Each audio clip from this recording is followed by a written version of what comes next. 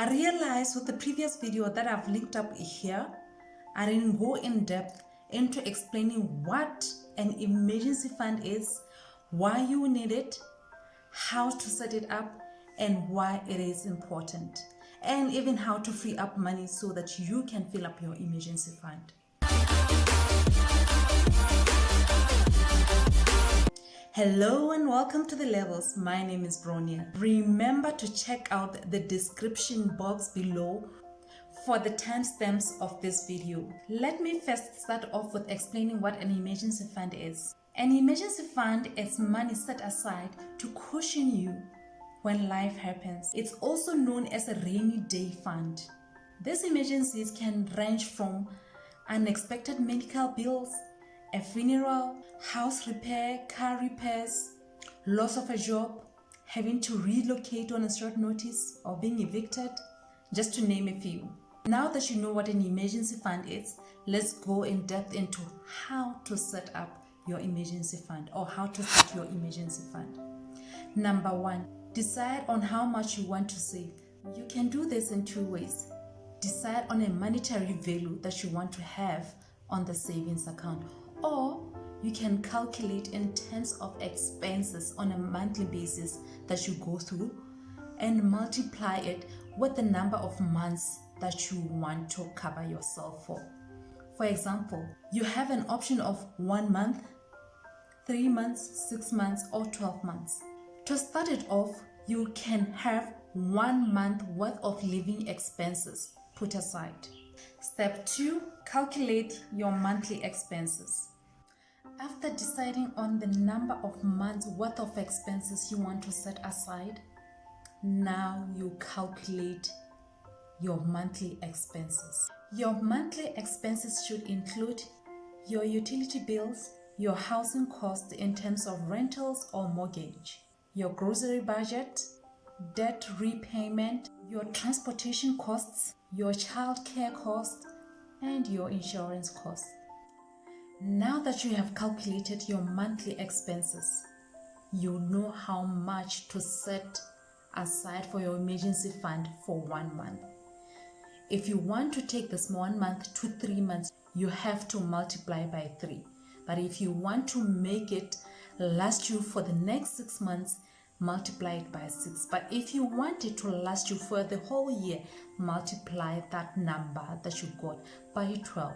Then you will know how much money to set aside in your emergency fund to cover you for the next 12 months. Step 3, set your monthly savings goal.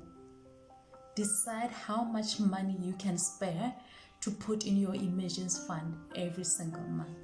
Now that you have successfully gone through the first 3 steps, it's time to open your savings account. What is the criteria you should consider when opening the savings account?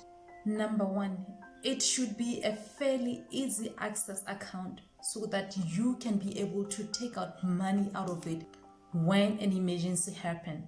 Number 2, it should have a high interest rate or fairly good interest rate. And number 3, you should automate your account so that you do not have to worry about having to take money out of your checking account into your savings account.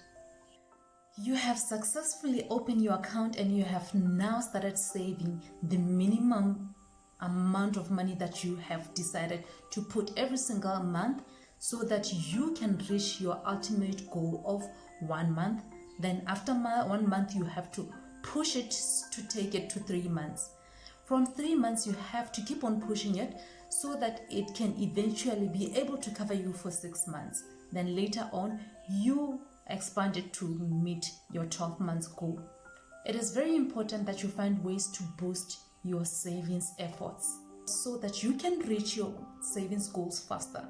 You can do this by finding things in your house to sell and put the money that you generate in your savings account. Get a part-time job, ask for overtime from your employer, and put all the money that you got for overtime in the savings account. Doing minor things here and there adds up a lot. Get yourself a side hustle. And lastly, cut your expenses. and all the money that you manage to generate by cutting your expenses, put it into your emergency fund.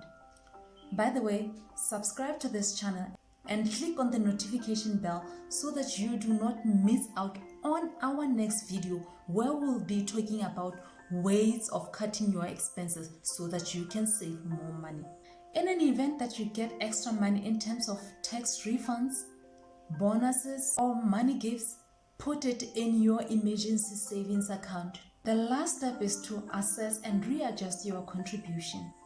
Revisit your budget and adjust it so that you can add more money into your savings account. And every time you deplete your emergency fund, make sure that you rebuild it again. You can look on how to rebuild your emergency fund on the video that I've linked up here. You can also find it in the description box below.